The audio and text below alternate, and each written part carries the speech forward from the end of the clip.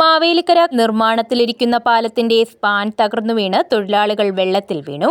ചെന്നിത്തല കീച്ചേരിൽ കടവ് പാലത്തിന്റെ സ്പാനാണ് തകർന്നു വീണത്. 7 തൊഴിലാളികളാണ് വെള്ളത്തിൽ വീണത്. ഇതിൽ 2 പേരെ കാണാതായിരുന്നു.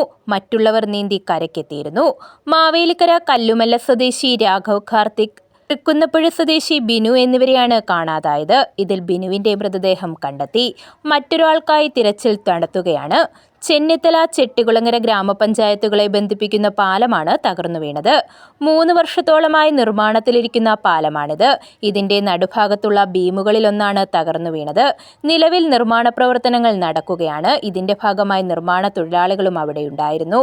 കാണാതായ മറ്റൊരാൾക്കു വേണ്ടി ഫയർഫോഴ്സും നാട്ടുകാരും ചേർന്നാണ് തിരച്ചിൽ പ്രവർത്തനങ്ങൾ നടത്തുന്നത്. അതേസമയം പാലത്തിന്റെ സ്പാൻ തകർന്നു വീണ സംഭവത്തിൽ വിശദമായ അന്വേഷണം നടത്തുമെന്ന് മന്ത്രി സജി ചെറിയാൻ പറഞ്ഞു.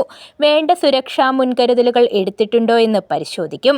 ആദ്യ പരിഗണന വെള്ളത്തിൽ വീണ തൊഴിലാളിയെ കണ്ടെത്തുന്നതിനായിരിക്കുമെന്നും അദ്ദേഹം കൂട്ടിച്ചേർത്തു.